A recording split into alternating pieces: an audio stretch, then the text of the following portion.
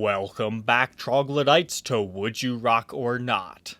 Sometimes a guitar shows up that just makes you go, huh, what happened to this poor thing?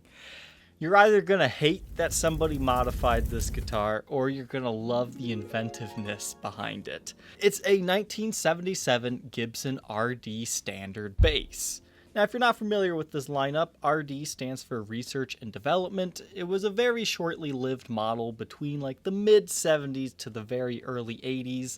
That was basically an Explorer, but rounded off. And if you flip the body design, it's very similar to the Fender Meteora. But they offered these in both bass and guitar forms, and they're most well known for the artist versions that had built-in Moog electronics.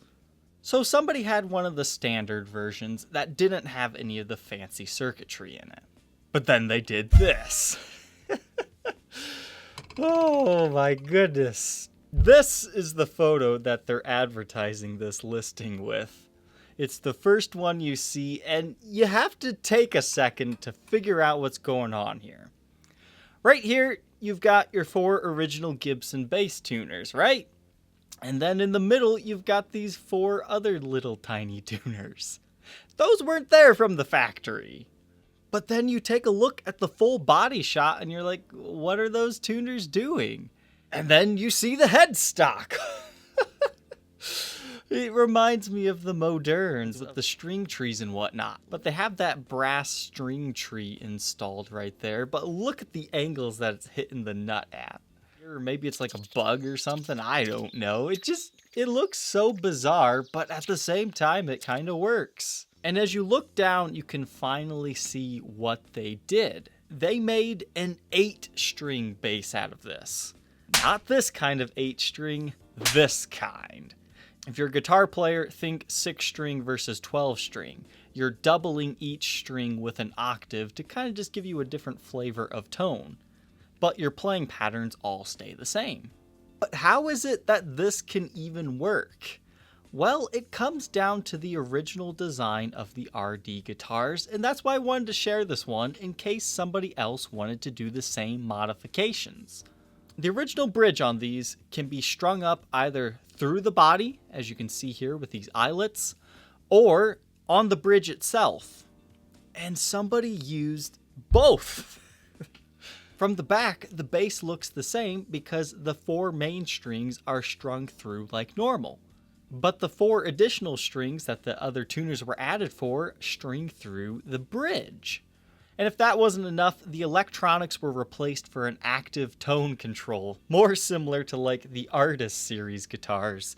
So this one is a 4-string to 8-string conversion as well as a standard to Artist conversion. All of these modifications appear to have been done very well, and it's claimed by a well-known German luthier, but you can't help but just think this headstock is goofy looking. This one is listed on Reverb at $3,473.71 by a seller in Germany.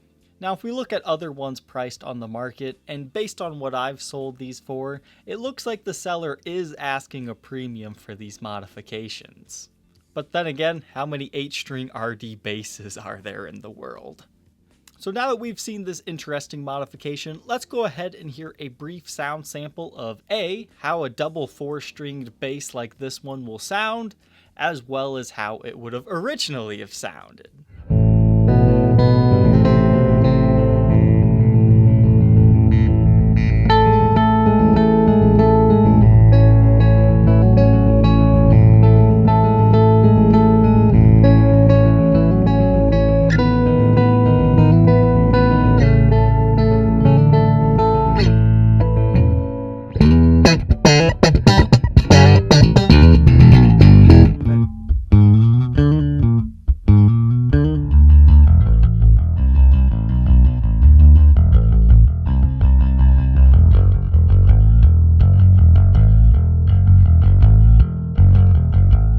Only question left, would you rock the 4-string converted to 8-string RD bass or not?